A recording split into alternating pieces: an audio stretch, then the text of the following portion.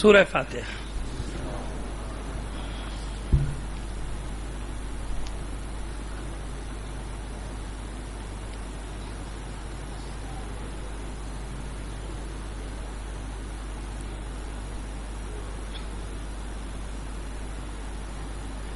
اعوذ باللہ من الشیطان الرجیم، بسم اللہ الرحمن الرحیم، الحمد للہ رب العالمین، الصلاۃ والسلام علی اشرف الانبیاء والمرسلین، سیدنا و نبینا ابی القاسم محمد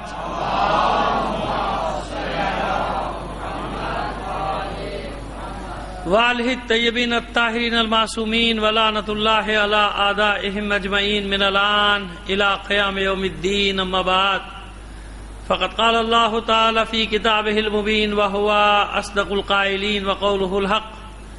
بسم الله الرحمن الرحيم. شهر رمضان الذي أنزل فيه القرآن هدى للناس بينات من الهدى والفرقان. صلوات بھیجے محمد آل محمد پر۔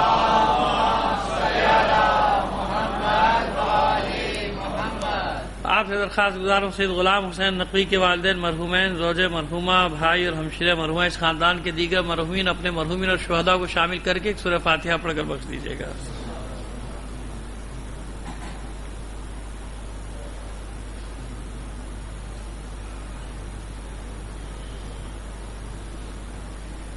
ابھی بات میں پتہ نہیں یاد رہے کہ نہ رہے، ایک مومن کی رہائش گاہ کا مسئلہ ہے، الاٹمنٹ کا دعا کریں بحق چہردہ معصومین، ان کی مشکل جلد از جلد حل ہو جائے۔ تمام مومنین کی جائز حاجات کی برابری کے لیے بلند آواز سے ایک صلوات بھیج دیجیے محمد۔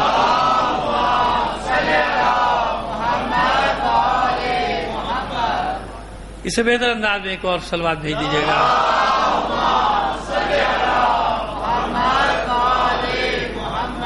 اب آج ظاہر کے 10 ماہ مبارک کی 10 تاریخ ہو گئی، اور یہ تاریخ عموماً منسوب ہے جناب خدیجۃ الکبریٰ سلام اللہ علیہا سے۔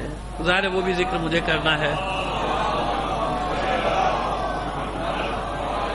وہ ذکر کو بھی لانا ہے اپنے مضمون کے اندر رہتے ہوئے۔ اور کل ظاہر ہے کہ وہ بات رہ گئی تھی جب نے عرض کیا تھا کہ سلسلے وار چل رہے ہیں، بات تو روزے سے ہی متعلق ہے۔ اسی روزے کی آیات کے ساتھ جو آیت ذکر ہوئی ہے جس کی طرف ہم نے اشارہ کیا تھا، وہاں سے بات شروع کریں گے، کیونکہ دعا اور رمضان کا تعلق ظاہر ہے کہ عام ایام میں دعائیں مانگنا اور رمضان میں تو مخصوص دعائیں بھی آپ ہر نماز کے بعد بھی پڑھتے ہیں، تو بڑا تعلق ہے۔ اسی لیے جہاں روزے کے احکام آئے ہیں، جہاں سے آیت شروع ہوئی ہے یا ایھا الذین آمنوا کتب علیکم الصیام، وہیں پر پھر آگے جا کے 186 میں آیت آتی ہے وَإِذَا سَأَلَكَ عِبَادِی عَنِّی فَإِنِّی قَرِیبٌ أُجِیبُ دَعْوَةَ الدَّاعِ إِذَا دَعَانِی فَلْیَسْتَجِیبُوا لِی وَلْیُؤْمِنُوا بِی لَعَلَّهُمْ یرشدون۔ اس دعا پر بھی بات کریں گے، دعا کیا ہے، اور پھر دیکھیں گے بات کہاں تک جاتی ہے قرآن میں، کون کون سی دعائیں، کہاں کہاں کی دعائیں، اور پھر کوشش کریں گے ملکۃ العرب کا تذکرہ جو ہے وہ بھی ساتھ ہی ساتھ ہو جائے۔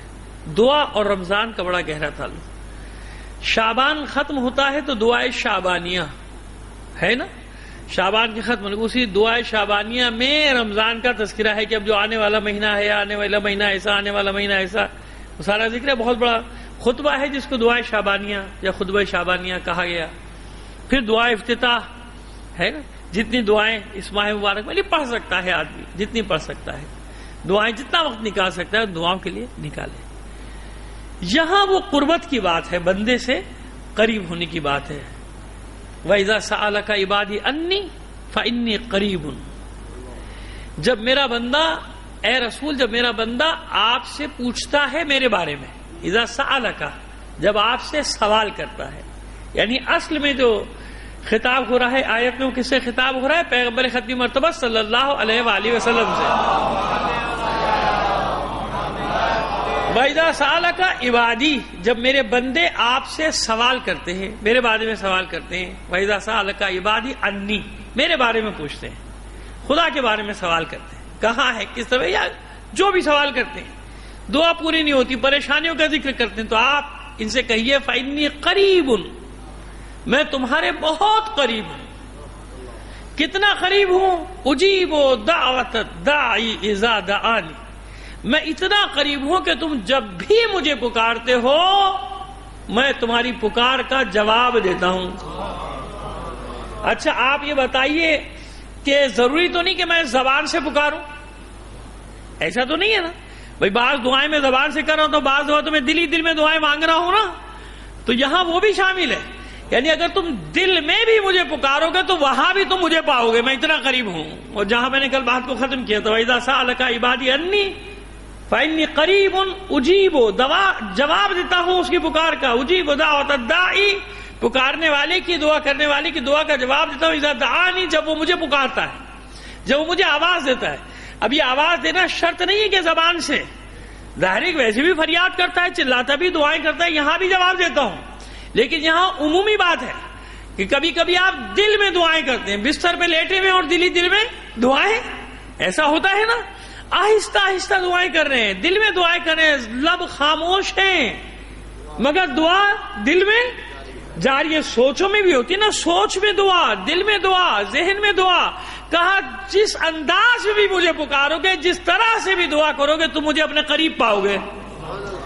جس کی طرف ہم نے اشارہ کیا تھا کہ کبھی گفتگو کر کے دیکھ لیجئے، آپ کو کبھی یہ محسوس نہیں ہوگا کہ اللہ نہیں سن رہا، آپ کو بالکل یہی محسوس ہوگا کہ اللہ سن رہا ہے، تو اتنا قریب ہے جبھی تو سن رہا ہے نا، کتنا قریب ہے کہ نہیں معلوم، ذہن سے قریب، دل سے قریب، ان سب سے قریب، میں سب سے قریب ہوں تمہارے۔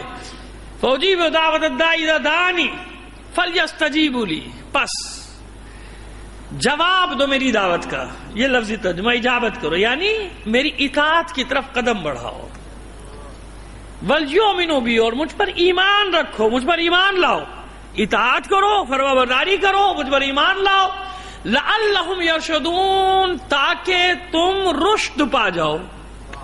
میں نے یہاں وہی لفظ رکھا، ترجمہ نہیں کیا، عموماً ترجمہ کیا کیا جاتا ہے تاکہ تم ہدایت یافتہ ہو جاؤ، ہدایت پا جاؤ، نہیں، اگر دونوں کا معنی ایک ہی ہوتا تو قرآن مجید میں یہتدون اور یرشدون الگ الگ کیوں ہوتا، الگ الگ کیوں آتا، یہدون الیہ، یہ یہتدون و مہتدون، یہ سب ہے نا ہدایت کا مادہ، رشد کا مادہ، اگرچہ کے معنی یہی کیا جاتا ہے، اور یہی ہے مطلب کہ تاکہ تم، یا شاید تم، ہو سکتا ہے کہ تم ہدایت پا جاؤ، لیکن میں نے رشد کا معنی رکھا، کیوں؟ ہدایت میں، عام ہدایت میں اور رشد میں بہت فرق ہے۔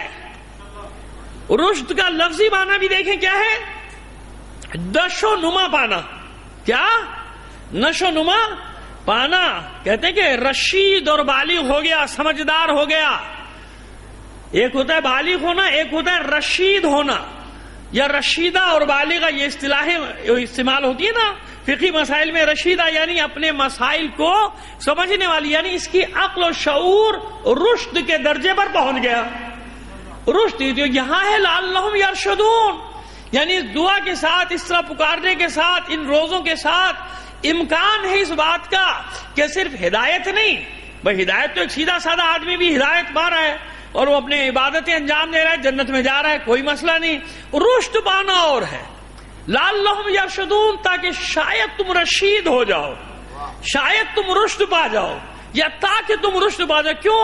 یعنی تمہاری عقل، تمہاری ہدایت کمال کے درجے پر پہنچے، اور جتنے بھی سامنے تمہارے حالات ہیں ان کو سمجھنے کے قابل بن سکو، یہ ہے رشد، یہ رشد پانا، کسی چیز کا رشد، عقل اپنی جگہ، عقل کا ایک رشید ہونا ہے، عقل کا رشد پانا ہے، لعلہم یرشدون، یعنی ایسی ہدایت کہ صرف تم اپنے لیے ہدایت نہ پاؤ بلکہ تمہیں زمانے کے حالات کا بھی اتنا رشد ہو، اتنی آگاہی ہو کہ تمہیں یہ سمجھ میں آ سکے کہ تم کس زمانے میں رہ رہے ہو، تمہارے ساتھ کیا ہو رہا ہے اور تمہیں کیا کرنا چاہیے، یہ ہے رشد کا معنی۔ اسی لیے رشید اور رشیدہ کی اصطلاح فقہ میں کس کے لیے استعمال ہوتی ہے، جو اس قابل ہو جائے کہ اپنے فیصلے صحیح طریقے سے کر سکے، اپنے فیصلے خود نہیں کر سکے بلکہ اپنے فیصلے صحیح طریقے سے۔ دیکھیں،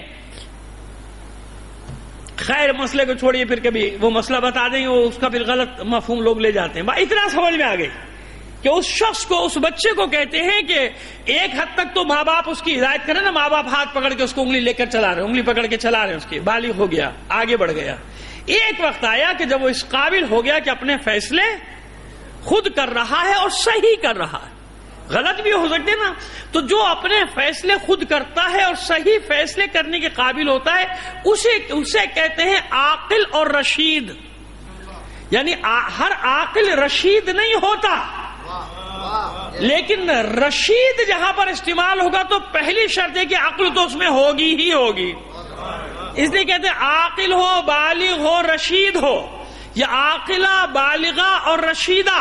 بعض مقامات پہ عورت کو اختیار دیا گیا ہے نا، جہاں ماں باپ صحیح فیصلے نہ کر پائے یا مخبوط الحواس ہوں، لیکن خاتون جو ہے وہ سمجھدار ہو، پڑھی لکھی ہو، تو اللہ اور اس کے رسول نے اسے اختیار دیا ہے. وہاں یہ شرط لگائی ہے کہ اگر رشیدہ ہے یعنی صحیح فیصلے اپنے زندگی کے کر سکتی ہے تو اسے یہ حق دیا ہے. بس اتنا سا سمجھ لیجئے. صلوات بھیجیے محمد آل محمد پر.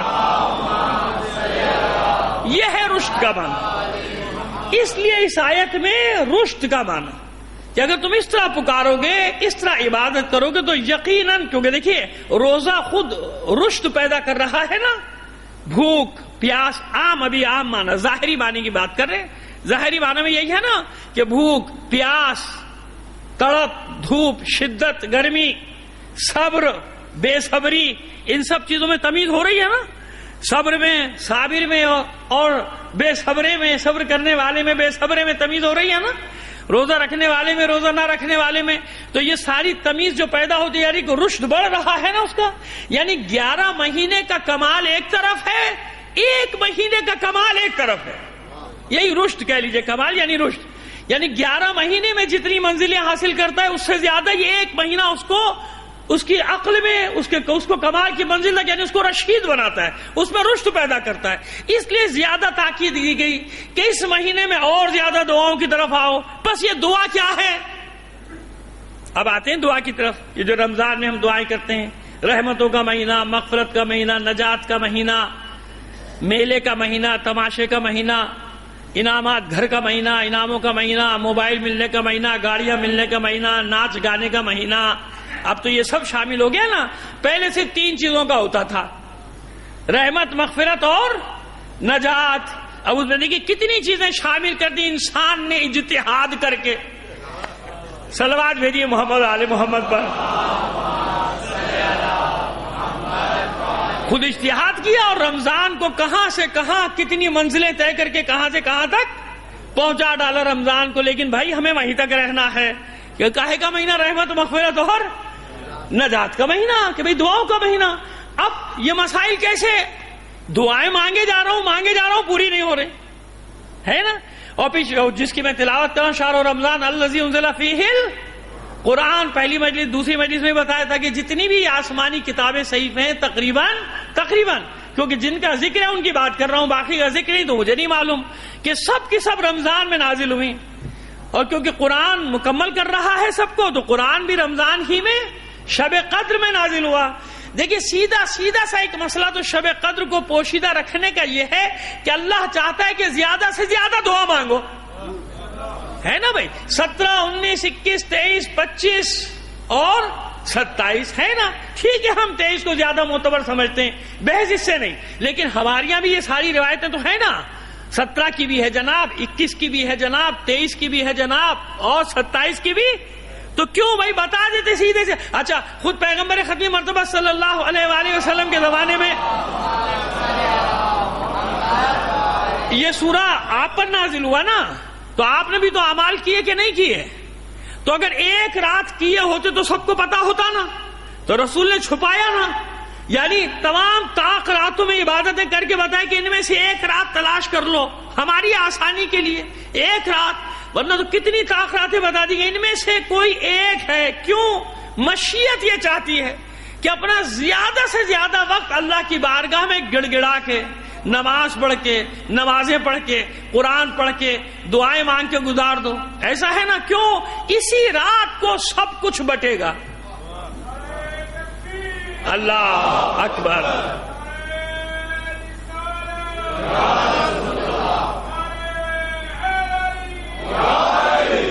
آئیے اب جو مطلب آپ کے سامنے پیش کرنے جا رہے ہیں انشاءاللہ. اسی رات بٹے گا. کس کے ہاتھوں سے بٹے گا؟ اسی رات اترے گا. کہاں اترے گا؟ کہاں اترے گا؟ اگر پشاور والی مسجد والوں کے ہاتھ میں ہوتا تو کہتے شب قدر بھی وہیں ہوگی اور کہیں نہیں، کیونکہ وہیں اترا ہے. لیکن الحمدللہ یہ اختیار ان کو ابھی تک نہیں ملا. ممکن ہے آگے چل کے وہ خود یہ اختیار لے لیں جیسے باقی اختیار لے لیے کہ نہیں بھائی شب قدر بھی وہاں چاہیے دن ہو رہا ہو، لیکن وہاں کیونکہ رات ہو گئی لہذا ایسے ہی بہت سارے. حالانکہ وہ بات تو برسبیل تذکرہ ہوئی تھی، لیکن وہ بڑا اہم مسئلہ ہے. یورپ اور امریکہ میں کیونکہ ہماری مجلس سب جگہ سنی جا رہی ہے، چاہے وہ سننے والوں کی تعداد معدود چند ہی کیوں نہ ہو، معدود افراد ہی کیوں نہ ہو، لیکن سن رہے ہیں، لائیو جاتی ہے، چند لوگ سن لیتے ہیں ہماری آواز بھی. 10-20 آدمی کو یہ نہیں کہہ رہا کہ بڑا میرا سیٹلائٹ پہ جا رہا ہے اور پوری دنیا میرا پیغام سن رہی ہے، میری تقریر سن رہی ہے، لاکھوں لوگ وہاں بیٹھے ہیں، کروڑوں کا مجمع یہاں بیٹھا ہوا ہے، ایسا کوئی سلسلہ نہیں ہے. لیکن ہاں میں جانتا ہوں کہ 20-25 آدمی کہیں نہ کہیں بیٹھ کے وہ کہہ رہے ہیں 50 تک، تو چلیں یہی بالکل صحیح فگر ہے کیونکہ وہ فگر وہاں پہ آ رہی ہے، تو 50 آدمی تو وہاں بھی سن رہے ہیں نا. تو اس لیے میں عرض کر رہا ہوں یہ مسئلہ ایک عالمی مسئلہ ہے جو آپ کے سامنے پیش کر رہا ہوں. یورپ اور امریکہ میں بعض ممالک میں جہاں دن بڑے یا چھوٹے یا جو کوئی ایسا مسئلہ ہے تو انہوں نے اپنے آپ کو موقع یعنی پابند کیا ہے سعودی عرب کے ساتھ، حجاز کے ساتھ نہیں. یہ ان کے باپ کا ملک ہے اس لیے اپنے باپ کے نام پہ رکھا ہے سعودی عرب. یہ شرک نہیں ہوا، یہ بدعت نہیں بھائی، حجاز ہے. لیکن جب ان کی حکومت آئی تو انہوں نے کہا باقی سب تو شرک ہے مگر اپنے باپ کے نام پہ ملک کا نام رکھ دینا شرک نہیں ہے، بدعت نہیں ہے. لہذا آپ سمجھتے ہیں سعودی عرب، سعودی عرب کا کیا نام ہے اس کا؟ یہ تو اپنے باپ کے نام پہ آل سعود کے نام پہ رکھا ہوا ہے. ان کے دادا جو تھا ان کا سعود، اس سعود سے پہلے شاہ سعود سے پہلے والا سعود اس کے نام پہ رکھا ہوا ہے سعودی عرب، اور اس کے اوپر کوئی نہیں چیختا. اور کہتے بھی ہیں المملکۃ السعودیۃ العربیہ، اسلامی نہیں ہے بھائی. خدا کا شکر ہے کہ آپ کے ملک کے ساتھ اسلامی لگتا ہے، اسلامی جمہوریہ پاکستان اسلامی نہیں لگتا. المملکۃ السعودیۃ العربیہ یعنی عرب کی سعودیوں کی مملکت، یہ عربی مملکت جو سعودیوں کی ملکیت ہے وہ ملک، اس کا پورا نام ہے، پڑھ لیجئے گا نوٹوں پہ. خیر تو کیونکہ میرے راستے بند ہو گئے وہاں جانے وانے کے، اس لیے میں تو اب پھر کے بالکل پہلے بھی کہتا تھا اب اور آزاد ہو کے کہہ رہا ہوں. صلوات بھیجیے محمد آل محمد پر.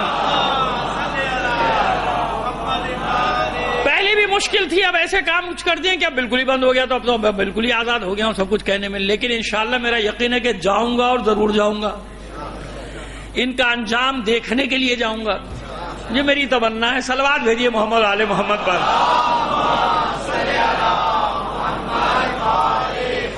تو وہاں پہ بہت سارے لوگوں نے، ایک بہت بڑے طبقے نے اپنے آپ کو پابند کر دیا کہ بھائی جب سعودی عرب میں سحری ہوگی، افطار ہوگا، اس کے حساب سے ہم کریں گے. میں تمام عالم اسلام کے فقہا کے سامنے سوال رکھ رہا ہوں. میرا جا رہا ہے نا، میں نے کہا نا کہیں تک جو سب جگہ میری بات جاری ہے، وہ مجھے قرآن اور سنت کی روشنی میں ثابت کر دیں یہ بات، یہ والا مسئلہ قرآن اور سنت سے ثابت کر دیں کہ جہاں کا دن بڑا یا چھوٹا ہو، ناروے کا گھنٹے کا دن ہو یا سائبیریا کا 6 مہینے کا دن ہو، وہاں کے لوگ سعودی عرب کے مطابق روزہ افطار و سحر کریں. چیلنج کر رہا ہوں قرآن اور سنت سے، یا جو ائمہ اربعہ وہاں اور ہمارے ائمہ تاریخاً، ہمارے تو مسئلہ ہی نہیں ہے، ثابت کر دیں کہیں سے یہ بات کہ جن کے یہاں اتنا لمبا دن ہوتا وہ سعودی عرب کے حساب سے کریں. کیوں نہیں کر سکتے؟ اب مجھے یہ بتاؤ کہ اگر سعودی عرب کے حساب سے کرنا ہے تو وہاں تو خود 1 گھنٹے کا فرق ہے. مدینے کے حساب سے کریں یا مکے کے؟ کہاں کے حساب سے کریں؟ نجران کے حساب سے کریں کہ نجد کے حساب سے؟ وقت ایک ہے نا سعودی عرب کا، وہاں تو خود روز اور افطار کا وقت الگ الگ ہے. اتنا بڑی زمین ہے ان کی، کس شہر کے حساب سے کرو گے؟ کوئی فقہی حقیقت نہیں اس مسئلے کی، کوئی فقہی حقیقت نہیں، کوئی ثابت نہیں کر سکتا. کہیں سے یہ ثابت نہیں کہ جس کے یہاں دن بڑے یا چھوٹے ہو وہ سعودی عرب کو اپنا مرکز قرار دے دے. کس نے کہا؟ یہ کہاں سے دلیل ہے؟ کون سی شرعی دلیل اس کے اوپر ہے؟ کوئی شرعی دلیل اس کے اوپر نہیں ہے. مسئلہ کیا ہے؟ اپنے سے قریب ترین ملک کو دیکھے گا. جیسے افق کا مسئلہ ہے چاند کا، تو جو قریب ترین جن کا افق ایک ہو تو ان میں سے کہیں چاند ہو جائے تو فقہا کہتے کہ ہاں بھائی آپ کا اور ان کا افق ایک ہے تو آپ کا چاند ہو. کیا افق کا مسئلہ ہے؟ ورنہ پھر وہی چاند اور سورج کی بات آ جائے گی کہ نہیں. جب چاند وہاں کا مانو گے تو سورج بھی وہیں کا مانو. تو جب سورج وہاں کا نہیں تو چاند وہاں کا کہاں سے ہو گیا؟ جب سورج اپنے اپنے علاقے کا ہے. نمازیں سورج کے حساب سے پڑھتے ہو کہ نہیں پڑھتے ہو؟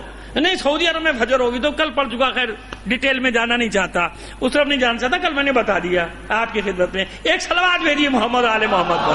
آئیے اب یہ بات کہاں سے شروع ہوئی کہ قرآن نازل ہوا اس مہینے میں. کہاں نازل ہوا؟ قرآن تو 23 سال میں نازل ہوا بقول مفسرین کے. اور بقول مفسرین کے کیا بھائی، سیدھی سی بات ہے، ہمیں بھی پتا، آپ کو بھی پتا ہے کہ پہلی کب آئی وحی اور آخری وحی، یا آخری آیات یوں کہہ لیجئے، دن معین نہیں کیا جا سکتا، تو وہی وہ آخری زمانہ غدیر خم، اور اس کے بعد کچھ آیات آ گئی مدینہ آ کے. یہی ہے نا. تو کتنا عرصہ لگا؟ 23 سال لگا. انا انزلناہ فی لیلۃ القدر، ہم نے تو کو شب قدر میں نازل کیا ہے. ہم نے اس کے قرآن مجید کو شب قدر میں نازل کیا. اب یہ کیا مسئلہ ہے؟ کبھی عرض کیا ہوگا، مگر بہت سال ہو گئے، مگر مطلب بیان کریے بغیر آپ آگے نہیں بڑھ سکتے. کیا ہے یہ نازل ہونا؟ اور رسول پر ہی تو یہ سورہ بھی نازل ہوا نا. تو کیا لوگوں نے سوال نہیں کیا کہ خدا کے رسول آپ تو اتنے برسوں سے ہمیں آیات سنا رہے، اور اب یہ سورہ قدر آ کے کہہ رہا ہے کہ ایک رات میں نازل کیا، آپ تو ہمیں اتنے سال سے سنا رہے اور اس کے بعد بھی سنایا. ایسے ہی ہے نا. اس کے بعد بھی تو بھئی شب قدر کیا؟ اس کا مطلب اگر سوال نہ بھی کیا ہو، ویسے تو مجھے یقین ہے کہ سوال کیا ہوگا، لیکن سوال نہ بھی کیا ہو تو اتنی سمجھ سب کو تھی کہ قرآن کے 2 نزول ہیں. قرآن کے نزلنا الکتاب یا نزلنا الفرقان علی عبدہ لیکون للعالمین نذیرا. نزلہ کا صیغہ بھی ہے، انزلہ کا صیغہ بھی ہے، انزلنا بھی ہے، نزلنا بھی ہے. نزلنا کا معنی کیا ہے؟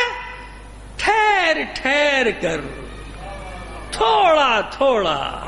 ورتل القرآن ترتیلا، قرآن کو پڑھو ٹھہر ٹھہر کر. باب تفیل ہے نا، یہ معنی سمجھا رہا ہے. نزلنا الفرقان، ہم نے اس کتاب کو تھوڑا تھوڑا کر کے نازل کیا، اور ایسے ہی ہوا نا، تھوڑا تھوڑا کر کے آیا. اور انا انزلنا ہو ایک بار بھی آیا. تو سب معلوم ہے کہ 2 نزول ہیں قرآن کے. ایک نزول دفعی، کیوں؟ لوح محفوظ میں کتاب مکنون پوشیدہ کتاب موجود ہے، وہاں پر ہے، لوح محفوظ میں ہے، پورا قرآن موجود ہے. وہ نزول دفعی ہے کہ لوح محفوظ سے قلب رسول میں پورا قرآن اتر آیا. پورا قرآن سنیے، مطلب اور کیف اس کے مزے لیجئے گا گھر جا کے، یہاں بھی ہو وہاں بھی. کیا ہے قرآن؟ دونوں معنی بتاتے ہیں، ظاہری بھی اور باطنی بھی. میں نے آپ کے سامنے تلاوت کرنا شروع کی 4-5 آیت کی. تیسرے بھائی نے سوال کیا، مولانا کیا پڑھ رہے تھے؟ آپ کیا جواب دیں گے؟ کیا جواب دیں گے؟ بھئی آپ کو سورہ تو پتہ نہیں، میں نے بیچ میں سے کیسے آیت پڑھ دی، بسم اللہ الرحمن الرحیم وما لکم لا تقاتلون فی سبیل اللہ. اچھا میں نے دوسرے نے بھی، میں نے آپ سے مجھے بتائیے میں نے کیا پڑھا؟ آپ کیا کہیں گے؟ قرآن پڑھا. بھئی میں نے پورا قرآن کہاں پڑھا؟ میں نے قرآن کہاں پڑھا؟ میں نے 1 آیت پڑھی، میں نے 2 آیت پڑھی، میں نے 1 سورہ پڑھا. بس یاد رکھو قرآن کا مصداق بسم اللہ الرحمن الرحیم سے لے کر اس 1 آیت سے لے کر والناس کی آخری آیت تک ہر آیت پر قرآن کا مصداق ہوتا ہے. اسی لیے جب پورا قرآن نہیں نازل ہوا، جمع نہیں ہوا، جب بھی کیا کہا گیا؟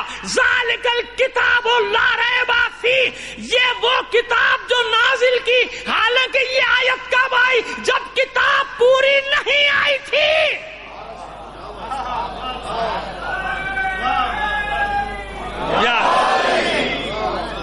بھائی پوری کتاب کہاں آئی؟ نہیں آئی نا، مگر کتاب کہا گیا۔ جہاں جہاں قرآن مجید میں قرآن کہا گیا وہاں قرآن مکمل کہاں ہے کہ نہیں ہے؟ یہ کتاب، یہ قرآن، یہ آیات، قرآن اور کتاب، یعنی ایک آیت پڑھیں گے تو بھی قرآن کہا جا سکتا ہے۔ بے شک یہ بھی کہہ سکتے ہیں کہ آیات پڑھی، لیکن قرآن کہا جائے گا کہ نہیں؟ تو بھئی خاموش رہو، قرآن پڑھ رہے ہیں فلانا، ایسے ہی ہے نا؟ پورا قرآن تو نہیں پڑھا، تو بس ایک آیت بھی اترے تو قرآن اترا، ایک آیت بھی اترے تو قرآن نازل ہوا۔ بس ایک اس کی باطنی شرح ہے سورہ قدر کی، اس شب میں قرآن کو نازل کیا، تو کوئی ہے جسے قرآن کا مصداق قرار دیا جائے گا؟ اب ڈھونڈو، اگر قرآن سے سمجھ میں نہیں آتا تو روایات کی روشنی میں تلاش کرو اور متفق علیہ حدیث نکال لو۔ علی مع القرآن والقرآن مع علی، علی قرآن کے ساتھ، قرآن علی کے ساتھ۔ یہ کب کی حدیث؟ جب پورا قرآن آ گیا تھا، پورا قرآن نازل ہو گیا تھا؟ نہیں نا، حدیث پہلے کی ہے، قرآن بعد میں مکمل ہوا۔ بتایا جا رہا ہے جیسے قرآن کی ہر آیت،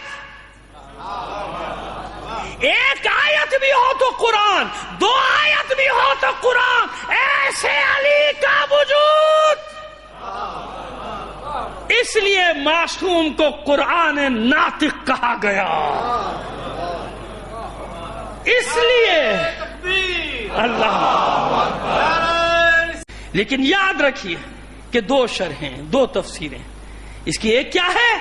لوح محفوظ سے قلب رسول پہ پورا قرآن اتر آیا ایک بار، یہ ہے نزول دفعی۔ اور یہ شب قدر کی، سورہ قدر کی ظاہری تفسیر کی جاتی ہے، اور ظاہر بھی حجت کہ شب قدر میں یا تو لوح محفوظ پہ آیا، کچھ لوگوں نے یہ کہا کہ شب قدر میں لوح محفوظ پہ نازل ہوا، اور ہم لوگوں نے اور ہمارے ساتھ اور ہمارے بہت سارے اہل سنت علماء بھائیوں نے کیا کہا کہ نہیں، شب قدر وہ جب لوح محفوظ سے قلب رسول پر آیا، پورا قرآن آ گیا نا۔ اب جیسے جیسے حکم آ رہا ہے ویسے ویسے آیات کی تلاوت، یہ وہ نزول تدریجی ہے۔ کیا ہے؟ نزول تدریجی ہے۔ جیسے معصوم علم سارے ہیں اس کے پاس، ساعت قیامت تک کا علم ہے نا۔ یہ تو مولا کا فرمان ہے، نہج البلاغہ میں بھی ہے کہ چاہوں تو ایک ایک واقعہ جو ہونے والا ہے تمہارے ساتھ، جو کیفیت ہے، وہ سب بتا سکتا ہوں، ہے نا؟ لیکن کیا سب بتا دیا؟ نہیں بتایا نا، وقت کے ساتھ ساتھ۔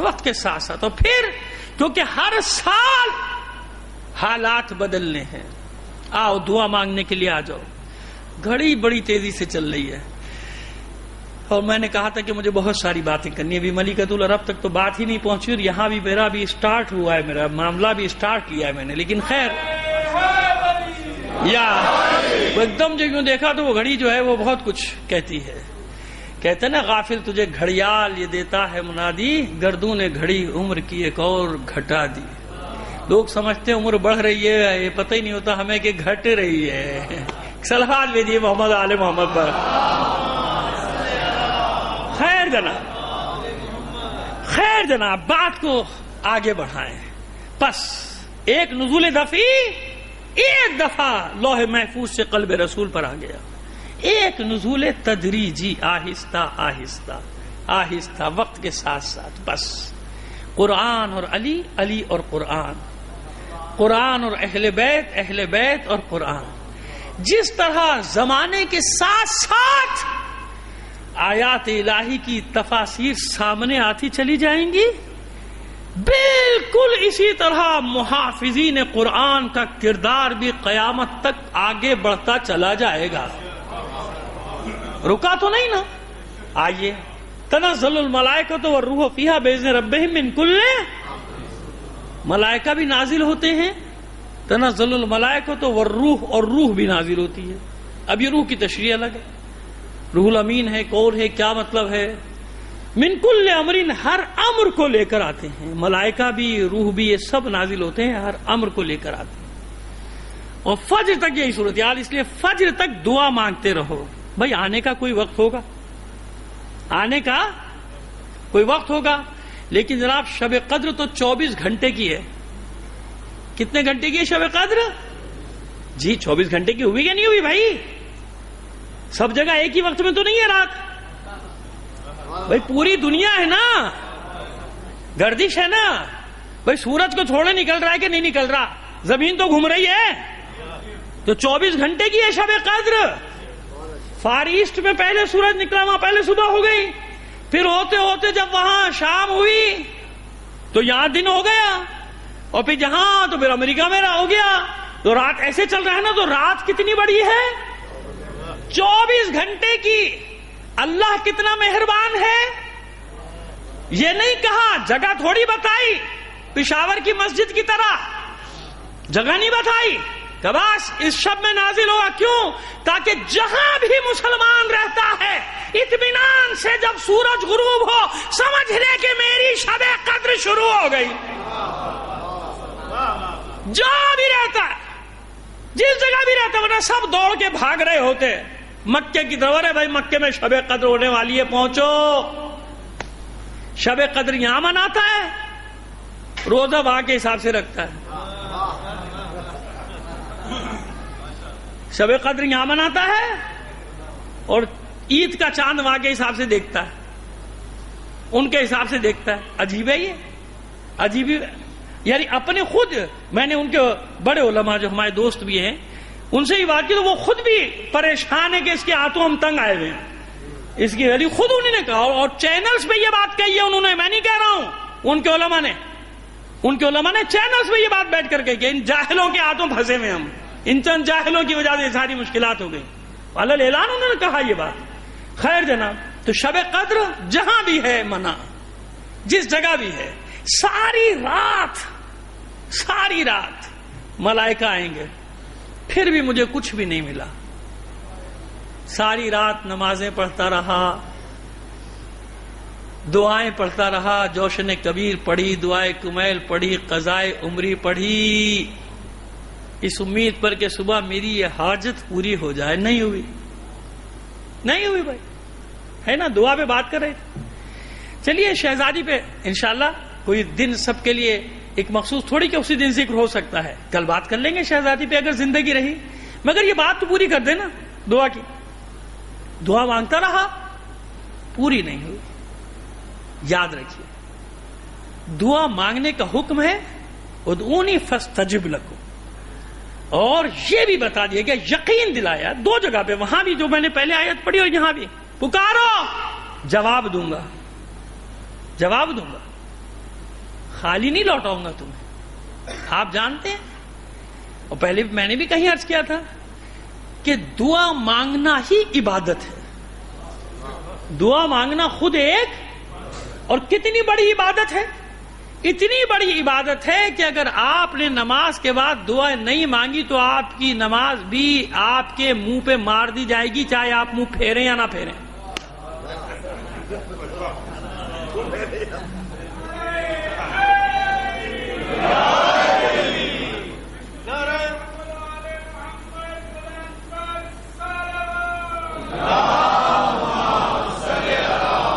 سمجھ میں آ گئی بات؟ بے نیازی کس کی صفت ہے؟ صرف اللہ بے نیاز ہے۔ غنی کون ہے؟ صرف اللہ۔ ہم سب محتاج ہیں۔ جو دعا نہیں مانگتا نماز کے بعد، اس کی نماز کی اللہ کو کیا ضرورت ہے؟ تمہاری نماز سے اللہ پہ کیا اثر پڑ رہا ہے؟ دعا کے لیے تو تم سے، نماز کے لیے، صلات کا خود معنی کیا ہے؟ وہ نماز نہ پڑھنے والے بھی بڑے ہوشیار ہیں، کہیں گے مولانا نے دیکھو وہی معنی بتا دی نا جو ہم کہتے ہیں صلات کے معنی نماز کا، صلات کے معنی تو دعا ہے۔ نہیں پڑھنے والوں کی بڑی بڑی ترکیبیں، ان کے پاس بھی بڑی بڑی چیزیں ہیں۔ تو میں خود کہہ رہا ہوں کہ بھئی یہ تو ہے ہی دعا، صلات کا معنی کیا ہے؟ دعا۔ لیکن شارع مقدس نے شارع مقدس جس نے طے کر دیا احکام کو، اس نے بتایا کہ اس قرآن میں جو صلاۃ ہے، اس صلاۃ کا معنی کیا ہے۔ اسی قرآن میں اس صلاۃ کے رکوع کا بھی ذکر ہو گیا، قیام کا بھی ذکر ہو گیا، اور سجدے کا بھی۔ تو وہ شارع مقدس نے بتایا کہ صلاۃ کا لفظی اور لغوی معنی دعا ضرور ہے، مگر اصطلاح میں جو رسول نے بتا دیا کہ جب یہ اعلان ہو حی علی الصلاۃ، تو اس کا کیا مطلب ہے؟ دعا کی طرف آؤ نہیں، وہ خاص عبادت کی طرف آؤ، جس کا ترجمہ کیا جاتا ہے نماز۔ یہی ہے نا، ایسے ہی ہے نا۔ آئیے، بس دعا نہیں مانگی تو کس چیز کا اظہار ہوا؟ تکبر۔ تکبر، اچھا تم بے نیاز ہو، تمہیں کوئی حاجت نہیں تو ہمیں تمہاری نماز نہیں چاہیے، جاؤ منہ پہ مار دی تمہیں، لے جاؤ نماز اپنی۔ اس لیے دعا مانگنا خود عبادت قرار پایا، پوری ہو یا نہ ہو دعا مانگنے کا ثواب اللہ کی بارگاہ میں گڑ گڑایا ہے۔ بھائی محتاجی ظاہر کی ہے، عبادت۔ اب ماننے نہ ماننے کے مسائل ہیں بہت سارے جو مختصر بتا دیں۔ دعا مانگتے رہو، بھائی ایک چیز تو ہو رہی ہے نا، کیا عبادت تو ہو رہی ہے نا۔ رات بھر تم نے کہا ابھی صبح کچھ نہیں ملا، کہ اگلے سال نہیں جاگوں گا، بھائی کچھ بھی نہیں ملا، خامہ پوری رات قیام بھی کیا، رکوع میں گھٹنے میں بھی درد ہو گیا، صبح دفتر بھی نہیں جایا جا رہا، شب قدر پوری ایسی گزاری اور جناب ملایا بھی کچھ نہیں ہے، ایسے ہی ہے نہیں، قضایا تھوڑی گیا، یہ ثواب تو ہوا۔ مانگتے رہو، مانگتے رہو۔ مومن کی جب دعا قبول نہ ہو تو یہ نہ سمجھے کہ اللہ ناراض ہو گیا مجھ سے، یہ نہ سمجھے کہ اللہ میری خبر نہیں لے رہا، یہ نہ سمجھے کہ معاذ اللہ میری طرف سے بے پرواہ ہو گیا، یہ نہ سمجھے کہ اللہ دوسروں کو دے رہا ہے مجھے نہیں دے رہا، اتنے مانگ رہا ہوں دے نہیں رہا، گناہ گاروں کو دے رہا ہے مجھے نہیں دے رہا ہے، ان سب کو دے رہا ہے، چوروں لٹیروں کو ڈاکوؤں کو مل رہا ہے، ہمیں نہیں مل رہا۔ لیکن جب گردن پکڑتا ہے تو کیسی پکڑتا ہے؟ ذلت، رسوائی، بدنامی۔ یہ جو ابھی ڈھیٹ بنے ہوئے ہیں نا، چور اور ڈاکو جتنے ڈھیٹ بن کے بیٹھ جاتے ہیں نا صفائیاں پیش کرتے، یقین جانو ان کی نسلیں اپنے باپ داداؤں کے نام اس طرح چھپائیں گی جیسے یزید اور عمر سعد کی نسلیں چھپاتی ہیں۔ ابھی تو شہر نا بڑھنے میں بڑے وڈیرے اور سرمایہ دار اور پورے ملک کے ڈاکو بن کر بیٹھے ہوئے ہیں، ابھی تو خوش ہے نا، لیکن جب وقت گزر جائے گا نا تو ان کے بچے کا بھی کوئی نہیں بتائے گا کہ ہم فلاں کی اولاد ہیں، فلاں کیوں جا پوری دنیا میں لعنتیں پڑ رہی ہیں، کبھی فرعون کا کوئی نہ کوئی تو رہا ہوگا، نمرود کا کوئی رہا ہوگا، یا نہ بھی رہا ہو، اگر رہا ہو تمہیں بتائے گا کہ میرا شجرہ وہاں سے ملتا ہے؟ کیوں بتائے گا؟ پتہ ہے کہ پوری دنیا لعنتیں بھیجتی ہے۔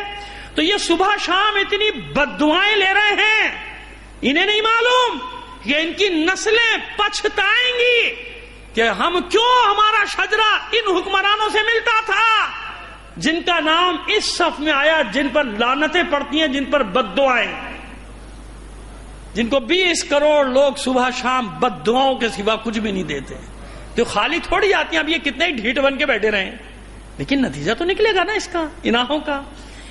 اب مومن کے لیے بتا رہا ہوں، ان کی پوری ہو رہی دعا، میری نہیں ہو رہی، کیا مسئلہ ہے؟ میرے ساتھ بھی ہے، آپ کے ساتھ بھی، سب کے ساتھ ہے کہ نہیں ہے؟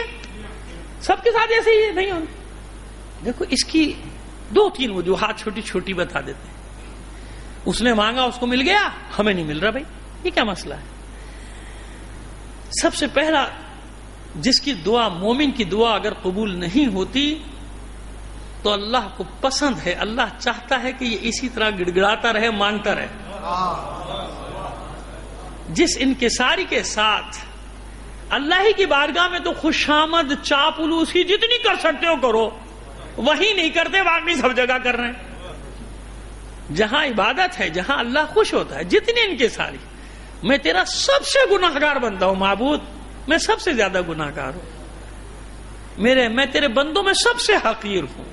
یہی تو معصومین نے سکھایا ہے نا، اپنی دعاؤں میں کیسے کہو اپنے آپ کو اللہ کے سامنے، انا عبدک الضعیف الذلیل الحقیر المسکین المستکین، یہ مولا نے فرمایا نا، کسے سکھایا؟ ہمارے لیے کہ تم ایسے کہو اللہ کی بارگاہ میں، حقیر، مسکین، مستکین، مگر سرمایہ دار کے پاس جا کے کہیں گے غریب ہوں، بھوکا ہوں. جس کی بارگاہ میں یہ سب کہنا ہے وہاں سے بھاگ رہا ہے. جب اللہ کی بارگاہ میں گڑ گڑائے گا، انکساری کا مظاہرہ کرے گا، فقیر بنے گا، حقیر بنے گا، ذلیل کر دے گا اپنے آپ کو. انا عبدک الضعیف الذلیل الحقیر المسکین مستکین، یہ سب ہیں لفظ دعائے کمیل میں جو ہمیں سکھائے ہمارے مولا نے. میں تیرا ذلیل بندہ ہوں، میں تیرا حقیر بندہ ہوں، میں تیرا فقیر بندہ ہوں، میں مسکین ہوں، میں گناہ گار ہوں، میں معصیت کار ہوں. تو اللہ کو ایسا مومن پسند ہے. ملائکہ میں سے اگر کوئی حکایات ہیں، سوال کرتا ہے کہ معبود اپنی اس بندے کی نہیں سنتا، اتنا مخلص ہے تجھ سے. ملائکہ تو جانتے ہیں نا، اتنا مخلص ہے، اتنا تجھ سے محبت کرتا ہے، کیسے گڑگڑا گڑگڑا کے مانگ رہا ہے، کہ اسی لیے تو نہیں سن رہا ہوں اس کی. مجھے اس کا گڑگڑانا پسند ہے، مجھے اس کا رونا پسند ہے. دیر کرتا ہے دعا کو قبول کرنے میں. دیر کیوں؟ مرتبہ بڑھانا چاہتا ہے، میں اس کے درجے کو بڑھانا چاہتا ہوں. اور دیکھو میں اس کو نہیں دوں گا، اس کے باوجود یہ میرا شکر ادا کرے گا. یہ ہے مومن کی پہچان. ملائکہ پر فخر و مباحات کرتی ہے مشیت. یہ میرے بندے، تم کہہ رہے تھے نا زمین پہ جا کے فساد برپا کرے گا، یہ میرے بندے ہیں. عزیزو بطور کلی بتا رہا ہوں، انفرادی طور پہ آپ نے کبھی یہ بات نہ سوچی ہو، لیکن اجتماعی طور پہ آپ کو ایک خوشخبری دے رہا ہوں. اجتماعی طور پہ کبھی دیکھیے، اس وقت دنیا میں زمین پر جتنے مظالم آپ پر ہوئے، یعنی قوم کی حیثیت سے، کسی دوسرے پر ہوئے نہیں ہوئے نا. پرامن ترین جگہوں پر بھی آپ کو خاک و خون میں غلطاں کر دیا گیا، خون کی ندیاں بہا دی گئیں. آپ کی قوم کی حیثیت سے بات کر رہا ہوں، انفرادی نہیں. از حیث قوم دنیا کی قوموں میں جتنے ظلم آپ پر ہوئے اور صدیوں سے ہو رہے ہیں، 14 صدیوں سے ہو رہے ہیں، کبھی آپ کے دل میں خیال آیا کہ راستہ چھوڑ کے چلو بھیا کہیں اور چلو، جان بچاؤ؟ نہیں نا.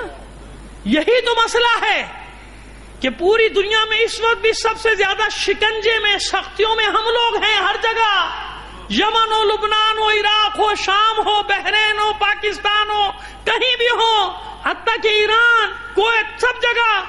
بس اس کے باوجود یہی تو فخر و مباحات ہے. ایک وہ ہے درندے، اور ملائکہ پر فخر و مباحات یہ ہے وہ جس کے لیے دنیا بنائی ہے. یہ ہے وہ جن کو وارث بنایا ہے. وعد اللہ الذین آمنوا منکم وعملوا الصالحات لیستخلفنہم فی الارض. وہ امام الگ اپنی جگہ ایک، وہ تو حجت خدا ہے. یہاں اللہ نے مومنین کو بشارت دی ہے، یہ تمہیں کمزور کر رہے ہیں، میں پورے روئے زمین پر تمہیں حکومت دے دوں گا. لبیک یا حسین، لبیک یا حسین، لبیک یا حسین، لبیک یا حسین، لبیک یا حسین، لبیک یا حسین، لبیک یا. سمجھ میں آ گئی بات؟ یار آئیے پھر آ جائیے شب قدر کی طرف. دعا مانگنے کا حکم دیا گیا، پتہ چل گیا کہ کیوں دعا مانگو. اس لیے دعا مانگتے رہو کہ دعا خود عبادت ہے. کسی کی دعا اس لیے قبول نہیں ہوتی کہ اس کو معلوم ہی نہیں کہ یہ دعا قبول ہو جائے گی تو الٹا میرا نقصان ہو جائے گا. اور بعض کہتے ہیں نا، بعد میں کہتے ہو بھائی خدا کا شکر ہے کہ یہ سودا نہیں کیا ورنہ مصیبت ہو جاتی.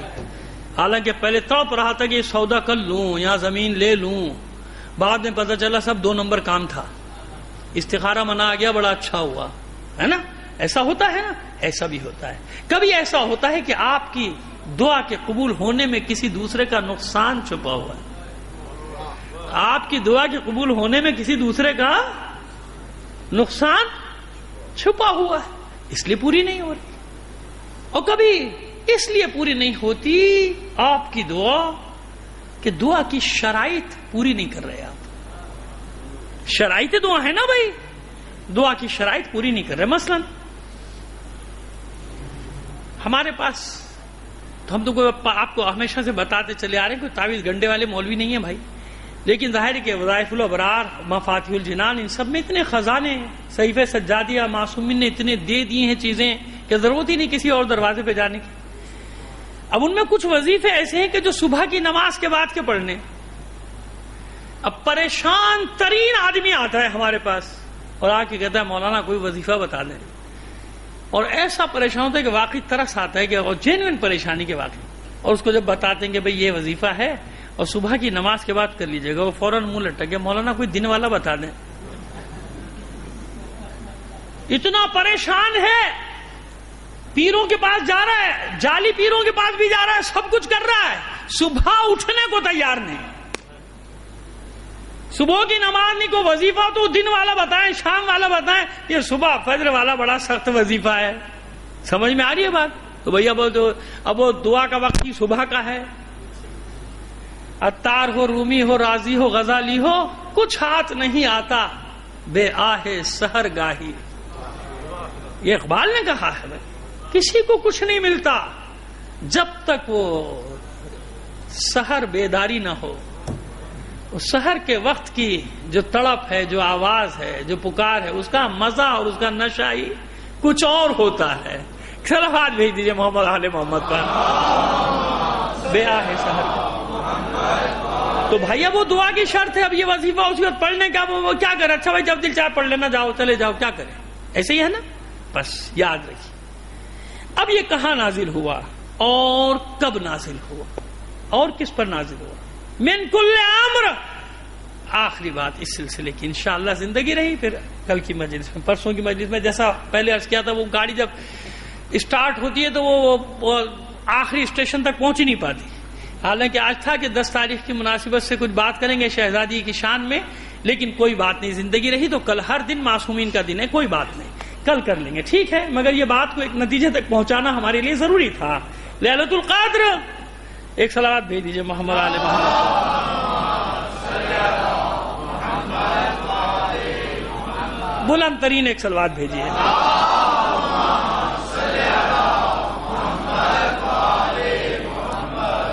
ہر امر کو لے کر آ رہے ہیں، پورے سال کا رزق، اب جو تشریح بتائی گئی وہ یہی بتائی گئی نا، نوکری، رزق، اولاد، شادی، بیاہ، جو کچھ ہے سب بانٹا جائے گا۔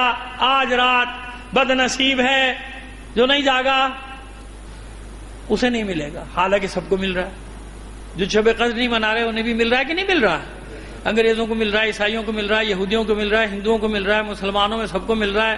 جو مومن نہیں جاگتا اسے بھی، جو سوتا ہے اسے بھی مل رہا ہے، جو جاگتا ہے اسے بھی مل رہا ہے، سب مل رہا ہے نہیں مل رہا ہے؟ لیکن حقائق کچھ اور ہے۔ امر کہیں آ رہا ہے، کہیں پہ کچھ آ رہا ہے، کچھ خاص رزق ہے جو بانٹا جا رہا ہے۔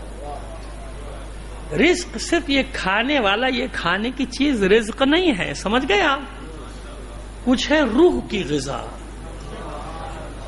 علم کا رزق بانٹا جائے گا، روح کا رزق بانٹا جائے گا، عقل کا رزق بانٹا جائے گا، رشد کا رزق بانٹا جائے گا، شعور کا رزق بانٹا جائے گا، ہدایت کا رزق بانٹا جائے گا۔ رزق کی تشریح کرتے جائیں تو ایک مجلس الگ چاہیے کہ رزق، اور ظاہر ہے کہ علماء اگر بیٹھے ہیں اور آواز تو سنی رہے وہ سب جانتے ہیں جو میں بات کہہ رہا ہوں کہ رزق کی کتنی تفصیل ہے۔ ان اللہ یرزق من یشاء بغیر حساب کا مطلب سرمایہ دار ہونا نہیں، یہ بڑے بڑے فقہا پر یہ آیت کی تطبیق ہوتی کہ اللہ جسے چاہتا ہے علم کے رزق سے ایسے بے حساب نواز دیتا ہے۔ سمجھ میں آ رہی ہے؟ ہم نے اشارہ کیا، صرف یہ ہم نے اشارہ کیا کہ رزق سے مراد کیا ہے، سب بٹے گا۔ کہاں آ رہا ہے یہ امر؟ آخر کوئی تو جگہ ہوگی، نہ مکے کا ذکر ہے نہ مدینے کا ذکر ہے، کسی مقام کا ذکر تو ہے نہیں، بس کہیں ہے امر آ رہا ہے، جہاں ملائکہ بھی آ رہے ہیں، جہاں روح بھی آ رہی ہے، امر بھی آ رہا ہے، تو کہاں آ رہا ہے؟ اگر بانٹنا ہے وہیں سے بانٹ دیں ملائکہ، لیکن نازل یعنی اوپر سے نیچے کیوں آ رہا ہے؟ نزول کا مادہ ہے نا، نزول کا سے مشتق ہوا ہے، نزول ہے، نزلہ ہے، آ رہا ہے، اوپر سے نیچے نازل ہو رہا ہے۔ جب تو کہاں آ رہا ہے بھائی؟ کدھر آ رہا ہے بھائی؟ تو کبھی تشریح کی تھی نا امر کی، کہ امر کسے کہتے ہیں؟ امر کی تعریف کیا ہے؟ یسألونک عن الروح قل الروح من امر، آپ سے روح کے بارے میں سوال کرتے ہیں، آپ کہیں کہ اللہ کے امر میں سے ایک امر ہے روح، کل امر نہیں ہے، کچھ امر ہے۔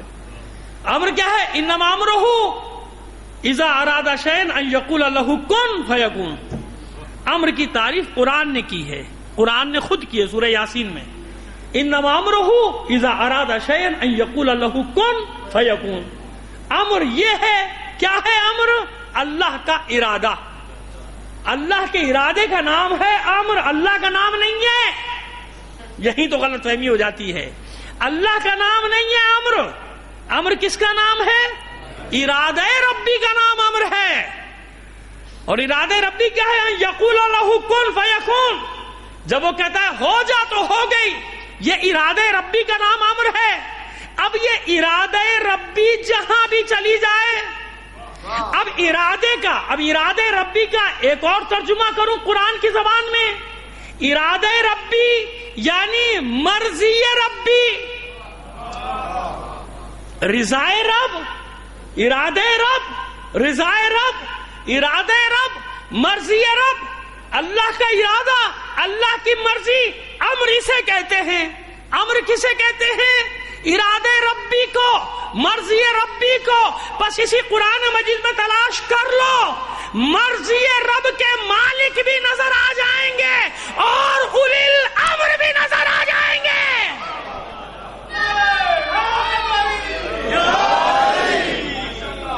تشریح کسی اور وقت، کل یا پرسوں زندگی رہی تو، کیونکہ آپ کے اذہان عالیہ پہنچ گئے. اب خامخواہ میں جو بات سمجھ میں آ جائے اس کی تفصیل میں جانا مناسب نہیں. سمجھ میں آ گیا؟ اولی الامر بھی قرآن میں ہے. صاحبان امر کیا مطلب؟ حاکم وقت نہیں، جو ارادہ ربی رکھتا ہو وہ ہوتا ہے اولی الامر. امر ہے جو نازل ہوتا ہے. تو بس جب امر نازل ہو رہا ہے تو اس بات کا اعلان کر رہا ہے کہ جب تک امر آتا رہے گا ایک نہ ایک اولی الامر موجود رہے گا. یا جب تک امر آتا رہے گا ایک نہ ایک اولی الامر کا وجود ضروری ہے. یہاں سے بات پھر کہیں اور نکل جائے گی. ختم کر دیا آپ کی زحمتوں کو ہم نے یہیں پر. اب چلیے مصائب کے باب میں ذرا سا ذکر کر دیں، فضائل کے باب میں پھر انشاءاللہ زندگی رہی. کل یا پرسوں ملیکۃ العرب کا. پس عزادارو، مرضی رب کہاں ہے؟ ارادہ ربی کہاں ہے؟ اشہد انک کنت نورا فی الاصلاب الشامخہ والارحام المطہرہ. جنہیں اللہ نے ارحام مطہرہ قرار دیا، جنہیں اصلاب شامخہ قرار دیا، زمانہ جاہلیت کے کفار قریش نے ان کی عصمت و طہارت کی گواہی دی. یہ اعزاز مادر زہرا کو حاصل ہے، بس اور کسی کو. یہ اعزاز مادر زہرا کا ہے کہ فاطمہ سے پہلے اگر کسی کو طاہرہ کا لقب ملا تو وہ فاطمہ کی ماں ہے، خدیجۃ الکبریٰ. اور لقب دینے والے بھی کفار قریش جیسے پست لوگ. اس پست معاشرے میں جس ہستی کو طاہرہ کا لقب مل جائے اس کی عظمت کیا ہوگی، اس کی عظمت کیا ہوگی. ہم کچھ بھی کہہ لیں مگر اتنی مرضی رب تو جناب خدیجہ بھی جانتی ہیں کہ وہ کس کے لیے خلق ہوئی ہیں اور کون ان کے لیے ہے. کفو ہے نا، ہمسر ہے نا، ورنہ کتنے بڑے بڑے رشتے آئے تھے، ٹھکرا دیے نا، ٹھکرا دیے نا. دولت مندوں کے تھے، ثروت مندوں کے تھے، ٹھکرا دیے نا. اور عبداللہ کے یتیم کے لیے رشتہ خود بھیج دیے. عبداللہ کے یتیم کے لیے رشتہ خود بھیج دیا. دنیا اپنی دولت خدیجہ کے قدموں پہ نچھاور کرنے کے لیے تیار تھی. خدیجہ نے اپنی ساری دولت محمد کے قدموں پہ نچھاور کر دی. سب کچھ سب کچھ. اس دولت کے بارے میں تو بتا دیں گے کبھی، لیکن مصائب کے تھوڑا سا جملہ پڑھنا چاہتے ہیں کہ 2.5 سے 3 سال آپ ایک ایسی خاتون کا تصور تو کیجئے کہ جو سونے کا چمچہ لے کر پیدا ہوئی ہو. اس زمانے میں مکے میں اس کا گھر ایسا ہو کہ گرمی کی شدت کا گزر نہیں ہو سکتا تھا. جیسے آج آپ اے سی لگاتے نا، اے سی، اس زمانے کے حساب سے اتنا ٹھنڈا گھر تھا جناب خدیجہ کا، جس کا پوری منظر کشی ہے کہ کیسے اندر چٹائیاں لگائی جاتی تھی، ان پہ پانی بھرا جاتا تھا، ان پہ خس کا چھڑکاؤ ہوتا تھا، تو کمرے ایسے ٹھنڈے رہتے تھے جیسے آج آپ ایئر کنڈیشن میں رہتے. اور ایسے صرف مکے میں چند گھر ہوتے تھے، ان میں سب سے بڑا محل، سب سے بڑا گھر جناب خدیجہ کا تھا. اس ماحول میں پلنے والی بچی اور شعب ابی طالب کی سختیاں، پہاڑ ہیں اس گھاٹی میں دونوں طرف، گرم پہاڑ، سنگلاخ پہاڑ، لوہے کی طرح تپ رہے، ان میں 2.5 سے 3 سال گزارنا، نہ صحیح غذا نہ صحیح پانی. اس 2.5 سال نے گھلا دیا جناب خدیجہ کو. لیکن کبھی کوئی شکوہ آیا زبان پہ؟ کبھی کوئی گلہ آیا؟ نہیں. کیوں؟ اللہ نے منتخب کیا ہے نا جناب خدیجہ کو کہ اگر پاک ترین مال خدیجہ کا ہوگا تو اسلام کی خاطر جو پاک ترین خون بہایا جائے گا اس میں بھی خدیجہ کا شیئر. دیکھیں نا، خالی جناب ابو طالب تو نہیں ہے نا. فاطمہ کس کی اولاد ہے؟ خدیجہ کی، بیٹی خدیجہ کی ہے. تو جتنے بھی فاطمہ کے بچے قتل کیے جا رہے ہیں تو خدیجہ کے بچے ہیں نا. پاک ترین خون بھی خدیجہ کا اسلام کے لیے بہایا گیا، اور پاک ترین مال بھی. گھل گئی تھی. اور پھر مکے والوں کا ظلم و ستم وہ اپنی جگہ، پابندی ہے. مکے کی خواتین مل نہیں سکتی تھی جناب خدیجہ سے، ملنے پر پابندی. ایک یہ دکھ کھایا جاتا تھا جناب خدیجہ. اور جب آخری وقت آیا اس وقت بھی کوئی گلہ نہیں، بلکہ یہی نظر آتا ہے روایات میں کہ پیغمبر پاس بیٹھے تھے اور آنسو بہا رہے تھے. ہاتھ میں ہاتھ لیا ہوا تھا جناب خدیجہ کا، اور جناب خدیجہ بس یہ سوال کرتی تھی، آپ مجھ سے راضی ہیں نا؟ اب بتائیے اللہ کے رسول کے دل پہ کیا گزرتی ہو. آپ مجھ سے راضی ہیں؟ بے رسول نے بشارت دی. جب جناب خدیجہ نے کہا نا کوئی خبر دیجئے اللہ کے حبیب، کچھ خبر دیجئے، کوئی خبر دیجئے، تو رسول نے پھر بشارت دی اور بتایا، خدیجہ اللہ نے تمہارا کیا مقام رکھا ہے. انبیاء سے ممتاز، سب سے ممتاز مقام تمہارے لیے، ایک الگ مقام جنت میں رکھا. خوش ہو گئے جناب خدیجہ. اپنی بچی کو سینے سے لگا کے بس روئی کہ میرے بعد میری بچی کا کیا ہوگا.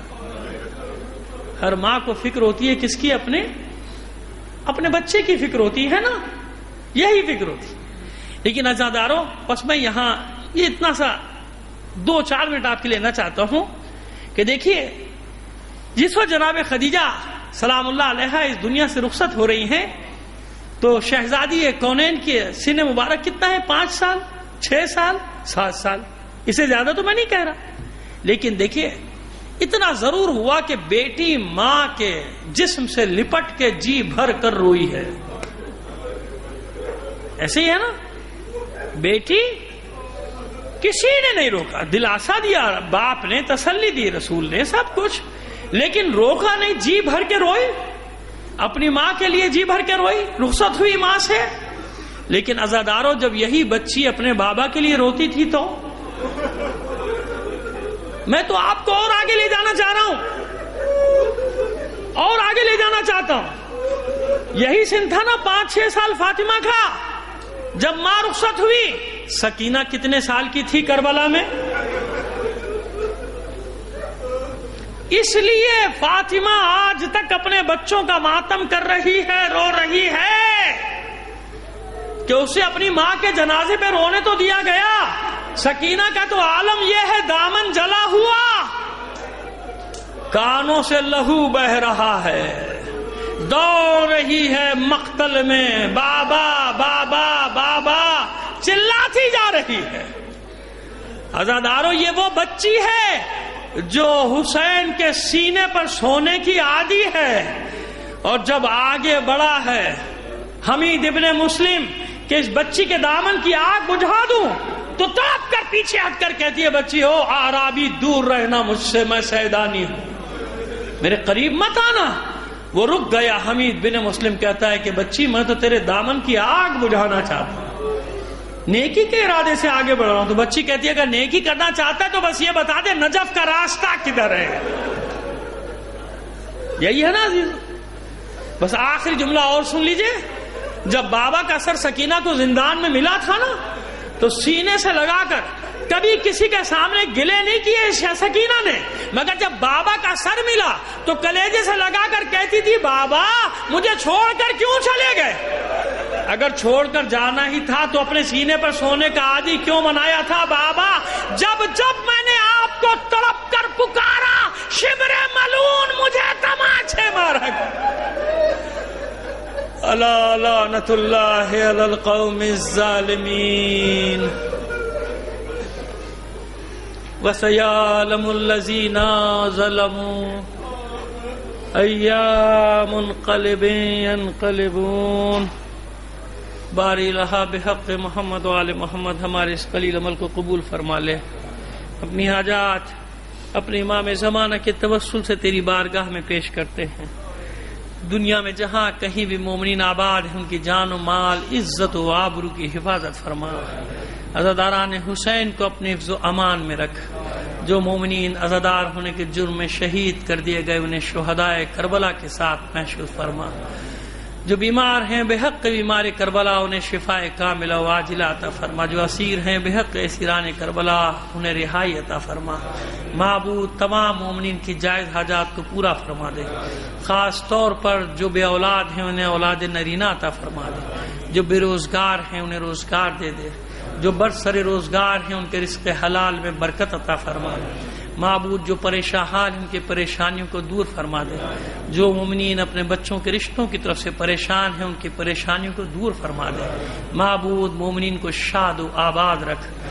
معبود یہ یمن شام لبنان میں جس فتنے نے عراق میں سر ابھارا ہے اس فتنے کا سر کچل کے رکھ دے، مومنین کو فتح و نصرت عطا فرما۔ معبود ہمارے ملک کی حفاظت فرما، ہماری سرحدوں کی حفاظت فرما، دہشت گردوں کو نیست و نابود کر دے، ان کے ٹھکانوں کو برباد کر دے، ان کے سرپرستوں کو ذلیل و رسوا کر دے۔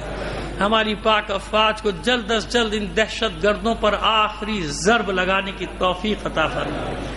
ہم اس قابل نہیں ہیں، اس قابل بنا دے جب تیری آخری حجت کا ظہور ہو تو ہم اس کے ادنا سے سپاہیوں میں شامل ہو سکیں۔ ایک اور خاص میرے بھائی نے کہا ہے ان کی رہائش کا مسئلہ ہے الاٹمنٹ کا، دعا کریں پروردگار بحق محمد و آل محمد ان کا مسئلہ جلد از جلد حل ہو جائے۔ تاجیل فرما ظہور امام زمانہ میں آپ سے درخواست کروں گا کہ سید غلام حسین نقوی کے والدین مرحوم، ان کی زوجہ مرحومہ، ان کے بھائی اور ہمشیرے مرحومہ، اس خاندان کے دیگر مرحومین اپنے مرحومین اور تمام شہداء کو شامل کر کے ایک سورہ فاتحہ پڑھ کر بخش